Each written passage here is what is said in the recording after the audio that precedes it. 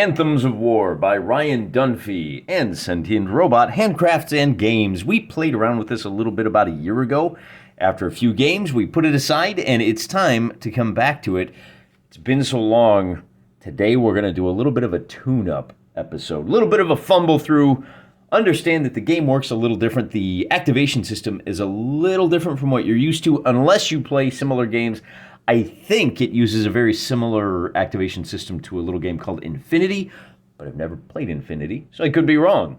The game is a modified I-Go-You-Go system where every turn you have a order pool, and you get one order for each of your figures. Some figures get more than one, and there are two kinds of orders, regular and instinct.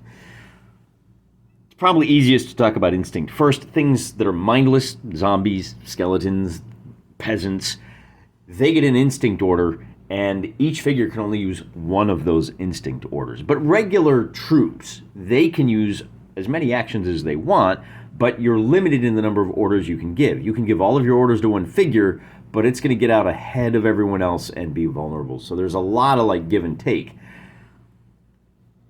The I-Go-You-Go comes in because on turn number 1, there will be an active player who is taking actions, and the orders that player 2 has can be used to react to those actions. Then you flip that on turn number 2, where the second player now gets to take the initiative, and the first player is stuck reacting. The basic game itself, the figures have a very simple look. We got movement, we got physique, dexterity, so we got fighting, shooting, and then how many hit points, and mind comes into play when it comes to things like spells. It's a D20 system, and you're using opposed successes. So I roll to hit your character, and I succeed in hitting on a 12 or better. You roll to defend, and for every successful defense you have, you negate one of my hits. It is, of course, a little more complicated than that because different weapons have different strengths. But first, let's talk about what it takes to hit. You use your physique score, you add that to a D20, and if you get a 12 or better, you hit. If that hit is not blocked by the opponent making an opposed roll, he's going to roll a D20. If he uses an action to block or dodge, he rolls a D20, adds his, dex if he's dodging, and physique if he's blocking. And if he's successful, he negates your hit. So now you hit. Now we got to find out if you did any damage. You're going to roll. You take your opponent has to make an armor save, basically, and you take the strength of your weapon. Now, these big boys are large, so when they hit you, they add 2 to their strength. The club normally has a strength of 5, but because it's being wielded by the big boy, it's got a strength of 7. So add that to 8, that's a 15. In order to survive this, the opponent rolls a d20, adds his dexterity and his armor. Most of the armor here is going to be light armor. That's going to add a 2 to that. If his dexterity is, say, 2, and his armor is 2, and you are hitting with a strength of 15, there you go. He needs an 11 or better to save. See how that works? I used the profiles from the book for all of these guys. We've got a couple of bow archers over here. Curiously enough, the longbows have the same range as the rocks. This guy's only got 4 ammo. That was one of the things that I bought in order to bump his dexterity up to 3. And they all have a maximum range of 9, which I thought was a little odd. That seems short. I didn't see anything, at least in the quick start rules, that said you can fire up to twice that range at a penalty. Nope. Whatever the range is, that's all you got. So I'll go through the rules in a little more detail, and maybe when we play the complex version, that may come into play. But for today, it's just this is a quick start learning game. Normally, a game would be about 300 points, and after costing these guys out, they're at about 195. We'll round it up to an even 200. Normally, you need a general on your side, somebody that is commanding, but again, we're not going to worry about that.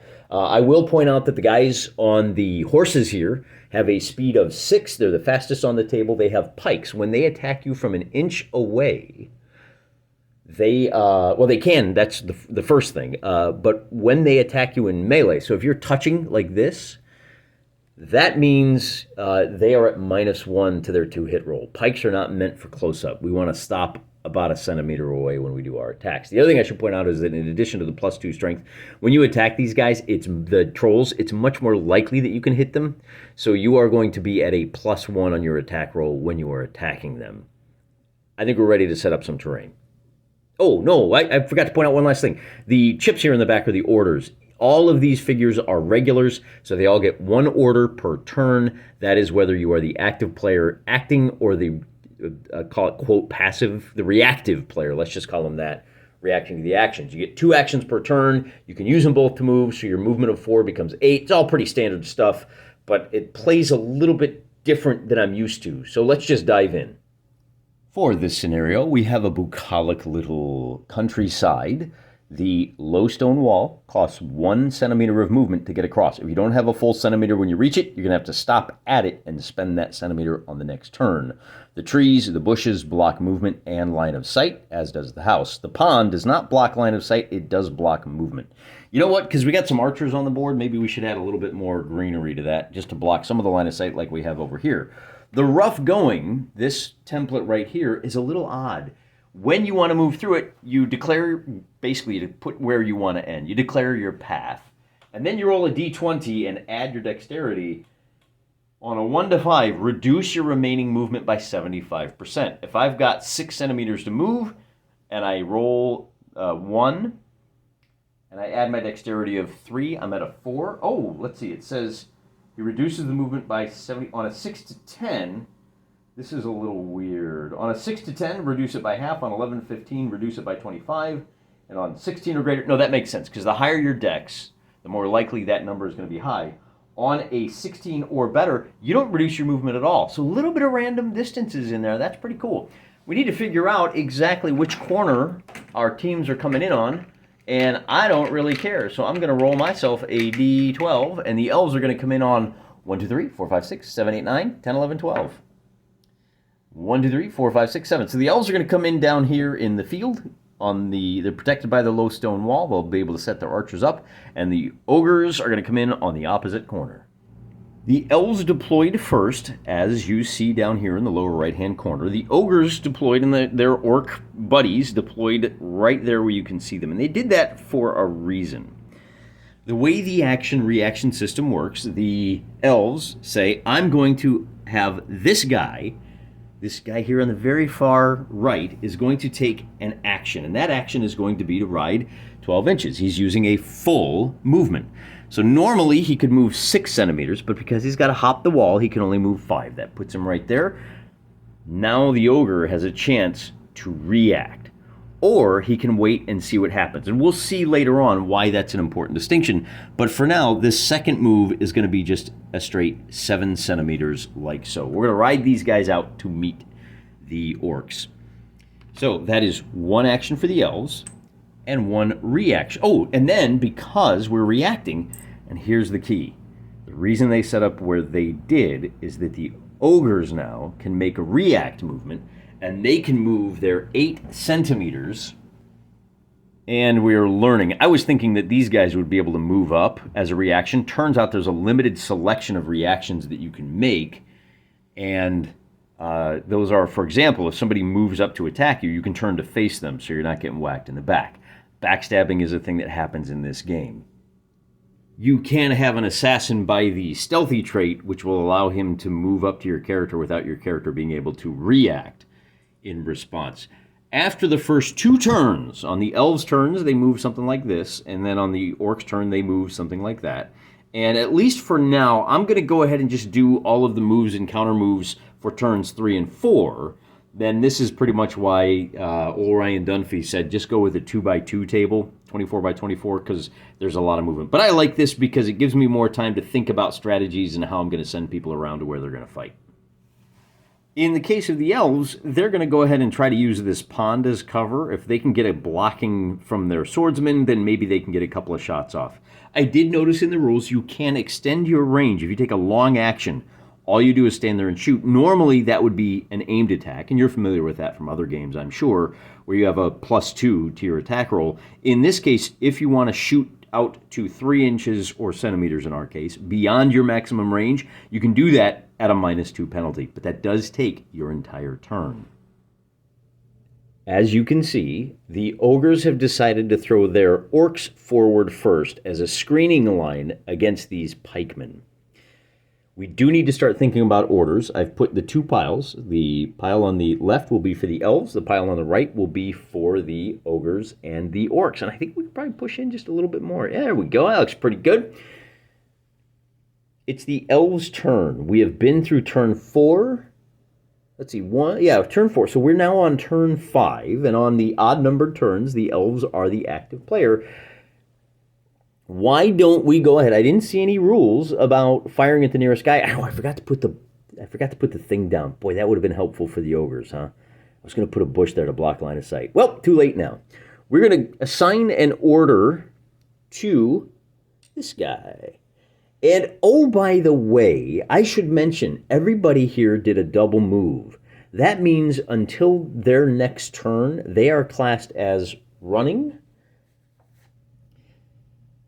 Yeah, after a quick check, they are classed as running until the start of their next active turn. That means there's going to be a penalty to this shot. To make matters worse for Mr. Elf, the ogres are going to assign a dodge order. This guy with the rock is going to react by attempting to dodge. We're looking to get a 12 or better on a d20. As I said, we're going to add his dexterity of 4 to the roll. Because he has not moved, he's using a double action. He gets an additional +2. Because he's shooting at a large target, he gets an additional +1. He is at a total of +7 to the die roll. Now, you have to declare the dodge before the hit comes in. And with a 2, well, that's a miss. So the dodge isn't necessarily, doesn't really matter. But for the record, the big guy has a dexterity of 3. So he adds 3 to his dodge roll, and if he gets an 11, he got an 11 plus 3 is 14, so he would have successfully dodged. That would not be a hit. We'll take a second shot with our second bow guy, and I'm putting them next to the guy to show that they have received an order. Our big boy has already been issued an order. He can receive a second reaction roll, but you have a maximum of 3. So if I had 4 archers, he could dodge the first 3 arrows, but not that 4th one. It would just be a straight attack roll. All of the numbers are going to be the same, and this time the elf, again, unlike the last episode we had where the elf archers were just ferocious, this time they got nothing. Now I could issue a second order to each of these archers and take a couple of more shots at these guys, and I think I want to do that. I think you can only issue 3 orders to any given figure, but we're just going to issue 2 orders to these guys. So we take a second shot with this guy, and we dodge for the 3rd time. You got to be wondering, what did this rock thrower ever do to you? Well, you're going to find out when it's the orc's turn to move. Everything is the same, so we get a 16. So this time we did get a hit, but this 12, with the +3 means that that big guy is going to successfully dodge. However, we come to our 4th action of the turn, and now Mr. Ogre there does not get a dodge action. So we're still at +7 to the 2 hit roll, and wouldn't you know it, we get an 11. We still failed. We're hitting on 5s or better. Is that right? Dexterity 4. Plus the... All right, well, we've got one more action. We're going to go ahead and take one more shot with this archer, and that's going to pretty much end the turn. But we get a 12, which means we do hit. Now we move on to the second part. I should point out that the bows have a speed of 1, so they only get 1 attack on an action. Some attacks, like the swords, can attack twice on a single order, and they get to roll 2 attacks, but we'll get to that shortly. For now, we are going to be doing this last arrow that struck, and that means we have to compare strength versus armor. The bow has a strength of 5. Add that to 8. That's 13. That is the difficulty that this guy is going to have in not taking a wound. He is wearing his thick hide, counts as light armor, so he is going to have a total bonus of +2 on his roll. That means he needs an 11 or better to avoid taking a point of damage. And with the 11, that whole turn of arrows did absolutely nothing.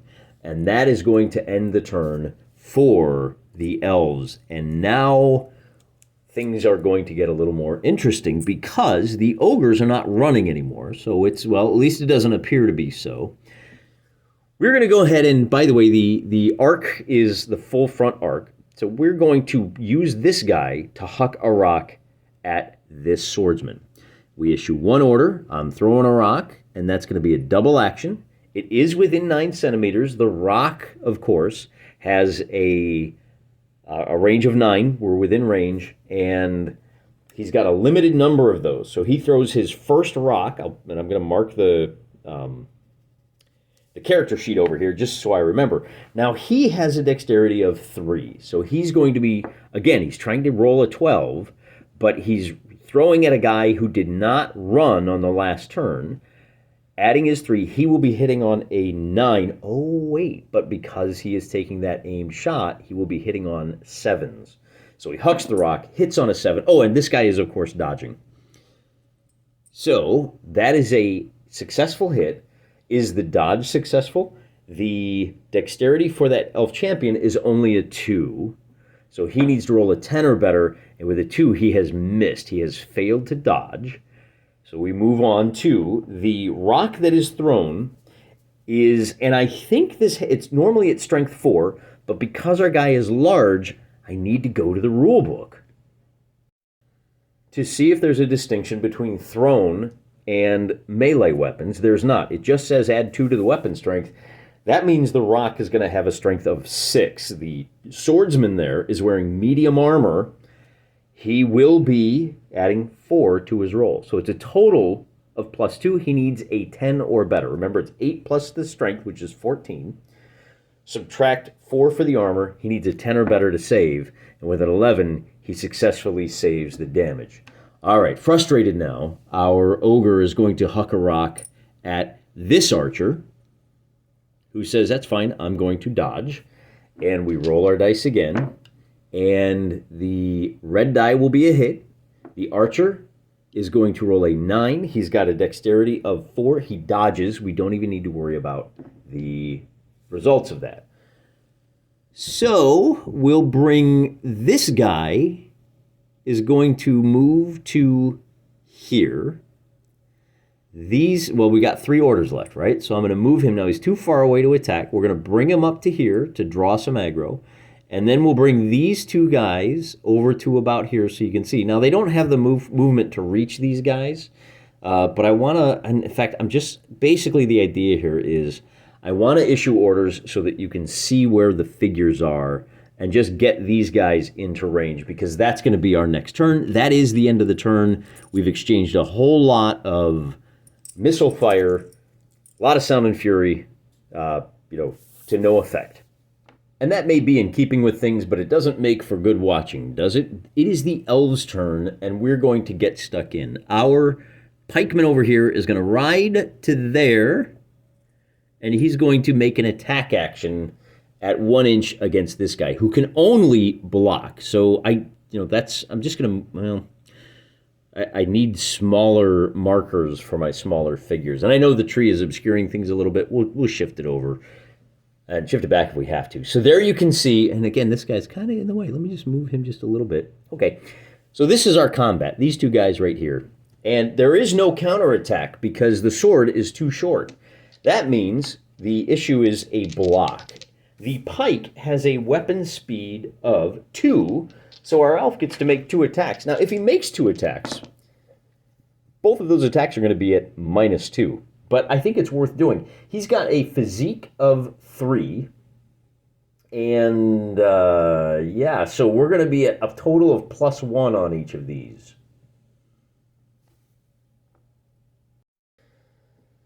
Between his physique of 3 and the -2, we are hitting on 11s. The orc is blocking on a 9 or better. And we get 1 successful hit. The block fails, so the pike punches through. The pike has a strength of 5. The orc is wearing an light armor, and he's carrying a shield, you will note. So he's at a total of +3 on his roll. He needs to get a 13 or better. With the +3, he needs a 10, and on the 18, he is successful.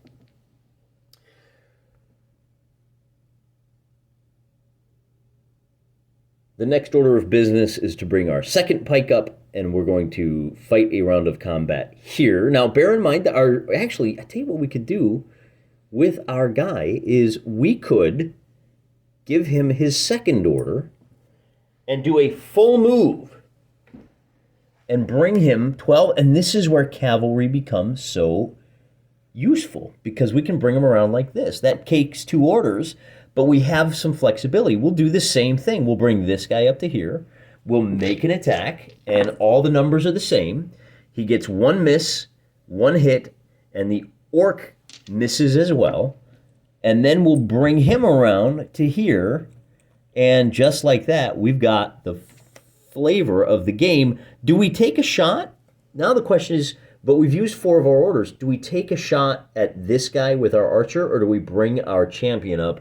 Let's go ahead and take a shot at him. He has not moved. He's going to be a little bit easier to hit this time, and it's just going to be the 1 bow shot. You can roll the dice, and the nice thing about this game, it flows really quickly because you can see our 7. Oh, well, this is going to be close. He took an aimed shot, so you add his dexterity. If we roll a 1 or a 2, we don't even have to run the numbers, right? But it doesn't matter because the dodge was successful. So even if he hits, we're not going to do any damage to the guy. And that's going to be the end of the turn for the elves. We kick things over to the orcs.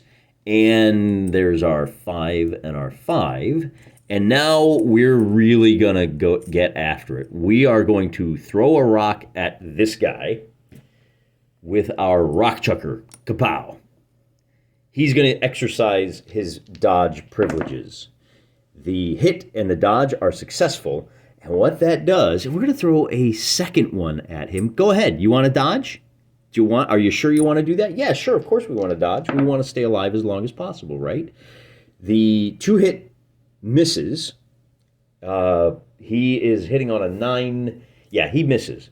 Okay, but now things get complicated for that champion because we can bring our big boy in. He uses his first action to get into... Oh, and now we can react with the big guy, but that's his last reaction, and we still have 2 more orders on the part of this big guy, so we may be able to squash him. But for now, he's got a choice to make. He can react by blocking, as we've seen, or he can counterattack. This is where I was wrong. When you are the active party, our ogre is going to roll 2d20. He's got a weapon speed of 2. He gets 2 attacks. If you counterattack, you can swing once at your normal complement or twice. And why don't we go ahead and do that? These are all attacks. We're going 1-on-1 for all the marbles. Both guys are rolling 2 attacks. However, the big guy there, he has a physique of 5. The red dice are hitting on 7s rather. The champion has a physique of 3. Oh, but he's fighting a big guy. He's got a +4. He's hitting on 8s. So red is on 7. Blue is on 8s. The blue gets it. We're going to call that a 10 and a 9. Gets 2 hits. We're going to call this an 11 and an 18. So all 4 hit. That means we have to go to the armor checks. Both guys have to pass both of these, or they are out of the game. The ogre attacking the champion has a club with a strength of 5, but he's a big guy, so his strength is 7. So that means we need a 15 or better, although, again, because the guy here, so it's 7 plus 8 is 15. The elf has heavy armor. That means he's got a +4 to these. We're looking for 11s or better. And with a 16 and a 3, he blocks one, but he does not block the other, and he goes squirsh like a bug. On the other hand, the ogre has light armor. The greatsword, the big... Oh, shoots. I didn't notice that. The greatsword only gets 1 attack. All right, well, he hit on both of them, so we're only going to have to make 1 check here to see if the guy is wounded. But that check is going to be at a total strength of 7. Oh, 15. The ogre only has light armor. He needs a 13 to save. With the 12 he fails, he is going to take his first wound. That's not enough to get him, and he still has the option of taking 2 more, so let me clear this out of here, of taking 2 more actions. So he moves over to this guy and says, "Hello, friend. What are you going to do?" And the elf says, "Well, I still have 2. I haven't dodged yet. I'm going to go ahead and use a dodge action to try not to get squashed." And the ogre still is going to be hitting on a, let's see, it's a 7 or better. And the dodge is going to be dodging on with a dex of 4 and 8 or better. We get one successful dodge. We get only one hit, so that didn't do us any good. But we do still have, that was his second order. Now both guys have one order left, so do we want to take a shot with the rock thrower? He's fired off 2 already, and he's about to get charged from behind. So maybe what we do is turn him around. I don't know if that counts as motion or not. And we're going to throw a rock at one of these guys. I think they're close enough. Will you permit me to pre-measure this one? At 9, well, there's 9 centimeters right there if I lay the 9 on him. Yeah, so we are within range, whether I pre-measured or not. And, of course, we are going to use our last dodge. So, not quite as good a shooter. The ogre is going to be hitting on 9s, and the elf is going to be dodging. Oh, but he's going to be dodging on 10. So the blue die is on a 10. The blue die fails, the red die hits, and we move on to a strength of 6 means the elf needs a 14 to save, but he's only got, he's got a dexterity of 2. He only saves on a 12, and with a 13, he successfully dodges, and that's going to be the end of the turn. Now, one thing I should point out is that when you land a successful hit, if the other guy successfully dodges, there are things you can do. There are options for things like pushing your enemy. So if they are standing near a cliff or near a pond, you can push them directly away from you. If we shift this guy over like this for having won the fight, now on the next turn, of course it's not his turn, maybe that should have been our second attack, he could try to shove that archer, give him a good dunking in the pond. Notice, as the elves become the active player, they are only issued 4 order markers because they've only got the 4 figures on the table. This guy is going to go ahead and charge to here, or you can only charge people that you can see, and make his attack. We're going to make a dodge on this part of this guy. Now, he can react by turning. Oh, wait a minute. I don't want any of that. Now, if he had a pike, he could counterattack back, but I didn't pay the points for the pike. He's classed as, it's not WYSIWYG today, classed as holding a sword. Sorry about that, fella. And that means our pike is going to roll 2 dice, and he is going to be hitting on, 9s? And we're going to be blocking on, I don't know, I'll do the math here in a second. We get an 11 and 12 for 2 hits. We get, a 19. That is absolutely a successful block of one of those. That's still 1 hit. Does it punch through? The pike has a strength of 5. That means we need a 13, but wearing the heavy armor pushes us back down to 10. And we get a 4, and this guy is going to go bye-bye, reducing the number of orders that the ogres get on their next turn as well. Now we're going to use one of our orders to ride to, well, why don't we ride over and attack this guy with this elf? I think that's probably close enough. We can get within 1 centimeter. And make an attack. I don't think that the fact that he's already engaged makes a difference. Let's go to the rule book. It doesn't yet, but it might in a moment. Again, our ogre can only dodge. He is being attacked at distance. Our pikeman can make both attacks, and that's what he's going to do. This is his second action, and on his, so we get 1 hit, but that is canceled out. Is the 9 a hit? I believe it is. He's got a physique of 3, so 3 plus 9 is a 12. That's a success. And we kick over to the armor check. I'm using the red die because the ogre is going to have to save versus a 13, but he's got a +2 to this roll. Looking for an 11, he gets a 10, and he fails, which means he goes down. Now, the point I was going to get to is if I used a 3rd order to move to here and attack one more time in the rear, the ogre cannot turn around because he's already engaged in combat, and that last attack is going to be at +2, and I don't think there's any reactions capable at that point. That is our second. We're going to remove the ogre, and I wonder if we remove one of the orders right now. So we have used 1, 2, and then we've got 2 more orders. I'm going to take... let's see, and the orcs haven't used any of their counters. Yeah, they did. because both of these guys dodge. So the orcs are down to 2 reactions, and I am down to just, and I've got 2 actions left. Right. So, like I said, I'm going to go ahead and charge. I like these odds. I'm going to move to here and attack this ogre who has only to dodge. We roll 2 dice for the attacker. He gets 2 hits. The dodge is going to be unsuccessful, meaning we have to make 2 wound checks, and if he fails both, he is going to die. On a 2 and a 7, ooh, the 7 is pretty close, he is going to have beat a +2. He gets a 9 when what he needed was a 13. That is not even close. He takes 2 wounds, and now the other ogre is out. And that is the elves still have 1 more turn, so he can wheel about and take 1 more attack. He uses 1 action to get close enough. Uses his second. Wait, is it a full action? Maybe I'm doing this wrong. This is why we do these fumble throughs, right? As you know, I got to give credit to Jim Owzarski over at Saturday Night Fights for coining that term. I love it because we're getting through it, but we're kind of fumbling on a few things. If you do you need to use a full action to get both of those attacks is the question.